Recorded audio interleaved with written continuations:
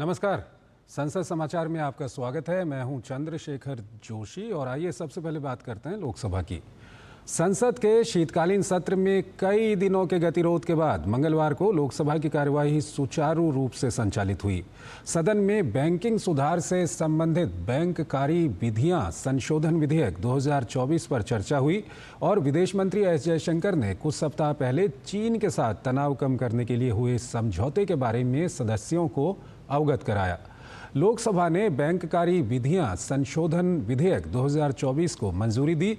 विधेयक पर चर्चा का जवाब देते हुए वित्त मंत्री निर्मला सीतारमण ने लोकसभा में कहा कि भारतीय बैंक आज स्थिर, अच्छी हालत में हैं और अर्थव्यवस्था को लाभ पहुंचा रहे हैं। उनका कहना था कि भारत को अपने बैंकिंग क्षेत्र पर गर्व होना चाहिए और सार्वजनिक क्षेत्र के बैंक पेशेवर रूप से संचालित हो रहे हैं और सरकारी वित्त पोषण पर निर्भर नहीं हैं। सीतारमण ने कहा कि कर्ज को बट्टे खाते में डालने का ये मतलब नहीं है कि ऋण माफी की गई है। प्रस्तावित विधेयक में शासन मानकों में सुधार, बैंकों द्वारा भारतीय रिजर्व बैंक को दी जाने वाली रिपोर्टिंग में एकरूपता, जमाकर्ताओं और निवेशकों के लिए बेहतर सुरक्षा सुनिश्चित करना, सार्वजनिक क्षेत्र के बैंकों में लेखा परीक्षा की गुणवत्ता में सुधार, नामांकन के संबंध में ग्राहकों को सुविधा प्रदान करना और सहकारी बैंकों में निदेशकों के कार्यकाल में वृद्धि शामिल है। विधेयक में सहकारी बैंकों में निदेशकों, अध्यक्ष और पूर्णकालिक निदेशक को छोड़कर के कार्यकाल को 8 वर्ष से बढ़ाकर 10 वर्ष करने का प्रस्ताव है ताकि इसे संविधान यानी कि 97वें संशोधन अधिनियम 2011 के अनुरूप बनाया जा सके। विधेयक पारित होने के बाद केंद्रीय सहकारी बैंक के निदेशक को राज्य सहकारी बैंक के बोर्ड में सेवा करने की अनुमति प्रदान करेगा। इससे पहले वित्त मंत्री निर्मला सीतारमण ने बैंकिंग सुधार से जुड़े विधेयक को चर्चा एवं पारित करने के लिए प्रस्तुत किया। विधेयक पर चर्चा की शुरुआत करते हुए कांग्रेस सांसद गौरव गोगोई ने कहा कि कांग्रेस ने देश की बैंकिंग व्यवस्था को भेदभावपूर्ण और वंचितों के लिए अलाभकारी बताते हुए मंगलवार को कहा कि केंद्र सरकार ने देश की आर्थिक स्थिति को नुकसान पहुंचाया है। गोगोई ने कहा कि बैंकिंग प्रणाली देश की आर्थिक स्थिति से जुड़ी है। उन्होंने सरकार पर निशाना साधते हुए कहा कि आर्थिक स्थिति का जो ढांचा वर्तमान सरकार ने तोड़ दिया है, उसकी शुरुआत 8 नवंबर 2016 को नोटबंदी लागू करने के साथ हुई थी। भारतीय जनता पार्टी के सांसद संबित पात्रा ने विधेयक पर चर्चा में भाग लेते हुए कहा कि कांग्रेस के नेतृत्व वाली सरकार में बैंकिंग फोन सिस्टम था और उस समय बैंकिंग प्रणाली वेंटिलेटर पर चली गई थी।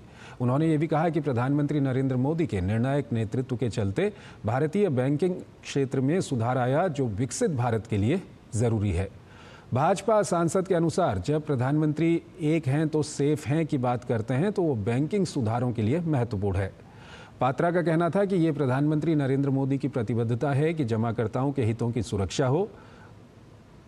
उन्होंने कहा कि बैंकिंग प्रणाली वेंटिलेटर पर थी, लेकिन प्रधानमंत्री मोदी ने इसे संकट से बाहर निकाला। समाजवादी पार्टी के राजीव राय, तृणमूल कांग्रेस के कल्याण बनर्जी, राष्ट्रवादी कांग्रेस पार्टी एसपी की सुप्रिया सूले और कई अन्य सदस्यों ने चर्चा में भाग लिया। विदेश मंत्री एस जयशंकर ने कुछ सप्ताह पहले चीन के साथ तनाव कम करने के लिए हुए समझौते के बारे में सदन को सूचित किया और कहा कि इस सरकार का रुख स्पष्ट है कि बीजिंग के साथ संबंधों के विकास के लिए सीमा पर शांति जरूरी है। उन्होंने निचले सदन में भारत चीन संबंधों की ऐतिहासिक पृष्ठभूमि और गलवान घाटी की झड़प के बारे में संक्षिप्त जानकारी देते हुए कहा कि भारत और चीन के संबंध 2020 से असामान्य रहे, जब चीन की कार्रवाइयों की वजह से सीमावर्ती क्षेत्रों में शांति बाधित हुई। जयशंकर ने कहा कि सतत कूटनीतिक साझेदारी को दर्शाने वाले हालिया घटनाक्रम ने भारत चीन संबंधों को कुछ सुधार की दिशा में बढ़ाया है। उनका कहना था कि हम चीन के साथ इस दिशा में काम करने के लिए प्रतिबद्ध हैं कि सीमा मुद्दे पर समाधान के लिए निष्पक्ष और परस्पर स्वीकार्य रूपरेखा पर पहुंचें। उनके मुताबिक तनाव को कम करने के लिए कूटनीतिक प्रयास किए गए ताकि शांति बहाल की जा सके। जयशंकर ने कहा कि बुनियादी प्राथमिकता थी कि टकराव वाले बिंदुओं से सुरक्षा बल पीछे हटें और इसमें सफलता मिली है। लोकसभा में शून्यकाल शुरू होने से पहले कार्यसूची में विभिन्न मंत्रियों के नाम से अंकित दस्तावेज संसदीय कार्य राज्य मंत्री अर्जुन राम मेघवाल द्वारा प्रस्तुत किए जाने पर अप्रसन्नता जताते हुए अध्यक्ष ओम बिरला ने कहा कि संबंधित मंत्रियों को सदन में उपस्थित रहना चाहिए। सदन में प्रश्नकाल समाप्त होने के बाद दोपहर 12 बजे कार्यसूची में अंकित आवश्यक कागजात संबंधित मंत्रियों द्वारा सदन के पटल पर रखे जाते हैं। मंत्रियों के सदन में उपस्थित नहीं होने पर और उनकी ओर से सामान्य तौर पर संसदीय कार्य राज्य मंत्री इन्हें प्रस्तुत करते हैं। बिरला ने सदन में 13 और 14 दिसंबर को संविधान पर चर्चा होने की सूचना देते हुए कहा कि यदि सदन की कार्यवाही बाधित रही तो शनिवार और रविवार को भी बैठक होगी। उन्होंने बताया कि सभी दलों के नेताओं के साथ 2 दिसंबर की बैठक में निर्णय लिया गया कि संविधान अंगीकरण की 75वीं वर्षगांठ के उपलक्ष्य में 13 दिसंबर शुक्रवार और 14 दिसंबर शनिवार को सदन में चर्चा की जाएगी। सदन में शून्यकाल के दौरान सदस्यों ने उत्तर प्रदेश में संभल में हुई हालिया हिंसा, बांग्लादेश में अल्पसंख्यक हिंदुओं पर अत्याचार और लोक महत्व के कई अन्य विषय उठाए। तृणमूल कांग्रेस के नेता सुदीप बंदोपाध्याय ने बांग्लादेश में अल्पसंख्यकों के खिलाफ हिंसा का मुद्दा उठाया और कहा कि विदेश मंत्री एस जयशंकर को सदन में आकर पड़ोसी देश के ताज़ा हालात के बारे में जानकारी देनी चाहिए। बंदोपाध्याय ने सदन में शून्यकाल के दौरान ये विषय उठाया और कहा कि केंद्र सरकार को संयुक्त राष्ट्र से अपील करनी चाहिए कि बांग्लादेश में तत्काल शांति रक्षक बल को भेजा जाए। समाजवादी पार्टी के अध्यक्ष अखिलेश यादव ने उत्तर प्रदेश के संभल में पिछले दिनों हुई हिंसा को सोची समझी साजिश करार देते हुए लोकसभा में कहा कि घटना के लिए जिम्मेदार पुलिस और प्रशासन के अधिकारियों को निलंबित किया जाए और उन पर हत्या का मुकदमा चलाया जाए। कांग्रेस के उज्ज्वल रमण सिंह ने भी शून्यकाल में इस मुद्दे को उठाते हुए कहा कि संभल को इंसाफ मिलना चाहिए और पूरे घटनाक्रम की जांच उच्चतम न्यायालय के किसी सेवारत न्यायाधीश के नेतृत्व में कराई जानी चाहिए। और आइए अब आपको राज्यसभा की ओर लिए चलते हैं। राज्यसभा ने प्राकृतिक तेल एवं गैस उत्खनन के क्षेत्र में निवेश बढ़ाने सहित इस क्षेत्र से जुड़े विभिन्न मुद्दों के समाधान के उद्देश्य से लाए गए तेल क्षेत्र विनियमन एवं विकास संशोधन विधेयक 2024 को आज ध्वनिमत से पारित कर दिया। मार्क्सवादी कम्युनिस्ट पार्टी के जॉन ब्रिटास ने विधेयक में संशोधन का प्रस्ताव किया था, जिसे सदन ने खारिज कर दिया। विधेयक में तेल क्षेत्र को नए सिरे से परिभाषित किया गया है और ये अंतर्राष्ट्रीय मानकों के अनुरूप है और नई तकनीक को देखते हुए समय की ज़रूरत है। इस विधेयक को 5 अगस्त 2024 को सदन में पेश किया गया था। ये विधेयक तेल क्षेत्र विनियमन और विकास अधिनियम 1948 में संशोधन करता है और प्राकृतिक गैस और पेट्रोलियम की खोज और उत्खनन को नियंत्रित करता है। केंद्रीय पेट्रोलियम एवं प्राकृतिक गैस मंत्री हरदीप सिंह पुरी ने विधेयक पर हुई चर्चा का जवाब देते हुए कहा कि ऊर्जा क्षेत्र में बड़े निवेश की ज़रूरत होती है और गहरे समुद्र में तेल का कुआं बनाने पर $10 करोड़ से अधिक का निवेश करना पड़ता है। कोई भी कंपनी लाभ के बिना इतना बड़ा निवेश नहीं करती और इन सब बातों को ध्यान में रखते हुए ये संशोधन विधेयक लाया गया है। इसका मकसद इस क्षेत्र के लिए स्थिर कानून, विवाद निपटारा व्यवस्था बनाने और एकल लीज आदि की वैधानिक व्यवस्था करना है। इसमें किसी भी राज्य सरकार का अधिकार नहीं छीना जा रहा है, क्योंकि तेल क्षेत्र के आवंटन और उस पर रॉयल्टी का अधिकार राज्यों के पास ही है। पुरी ने तेल की कीमतों पर विपक्षी सदस्यों के सवालों पर कहा कि पिछले 3 वर्षों से विश्व की तुलना में भारत में इनकी कीमतें कम रही हैं। पिछले 3 वर्षों में गैस का उत्पादन 18% बढ़ा है।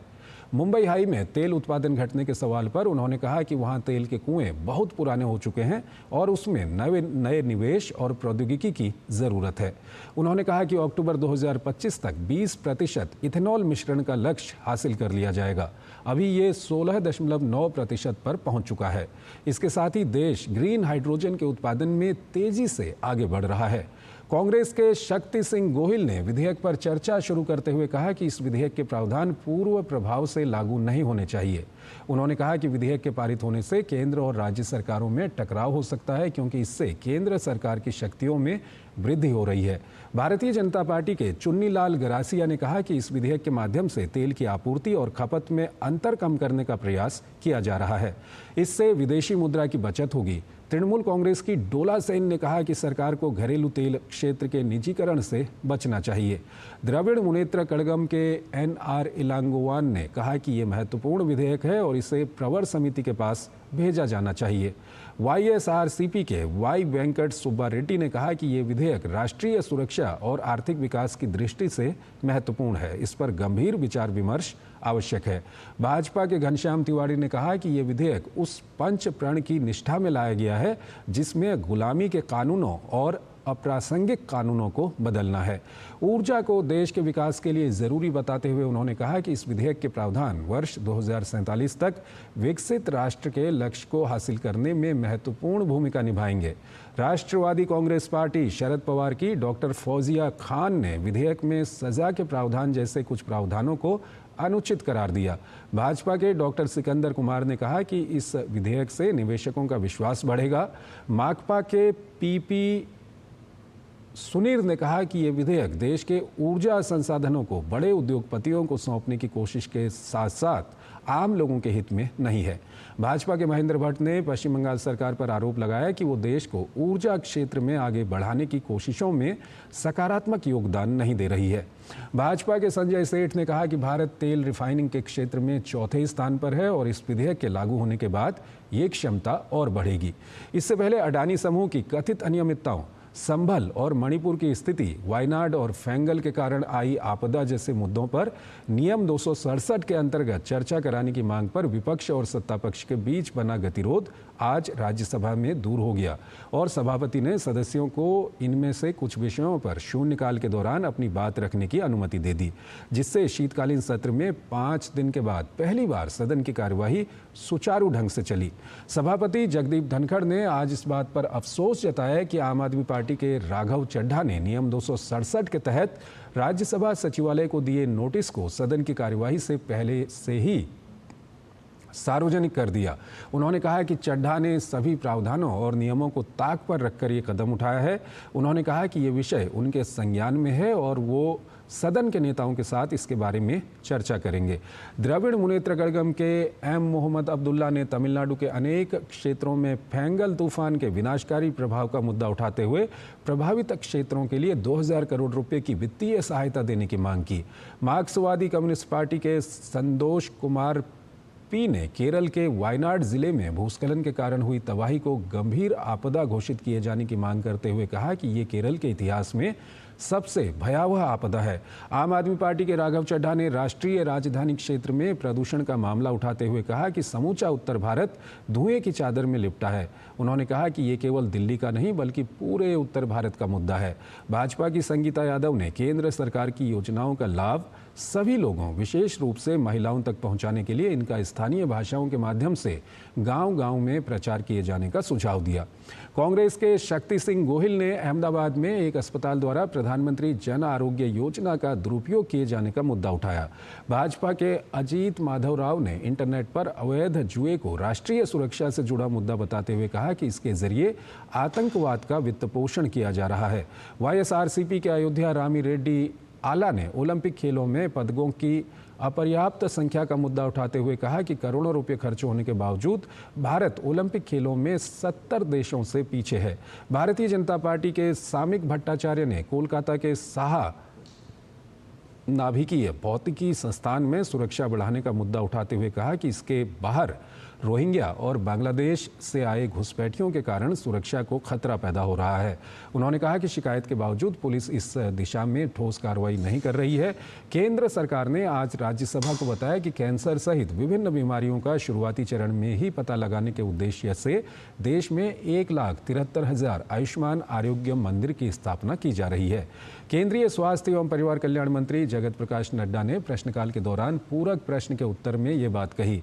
उन्होंने कहा कि सरकार ने यूनिवर्सल स्क्रीनिंग की आयु सीमा को कम से कम 30 वर्ष कर दिया है ताकि बीमारियों का शुरुआती चरण में ही पता लगाया जा सके और उनका उपचार किया जा सके।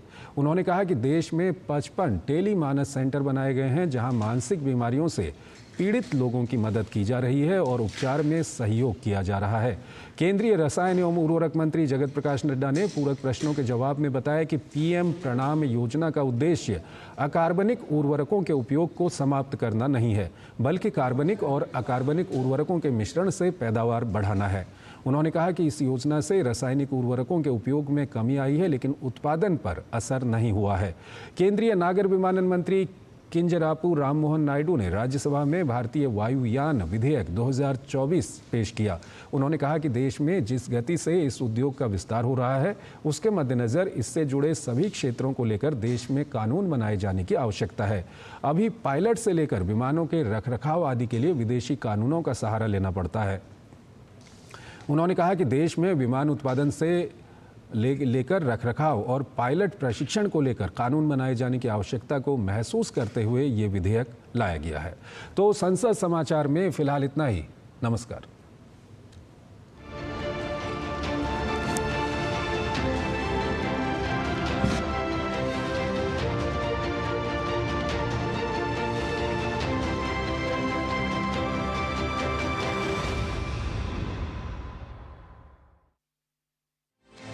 राष्ट्रीय खबरें हो या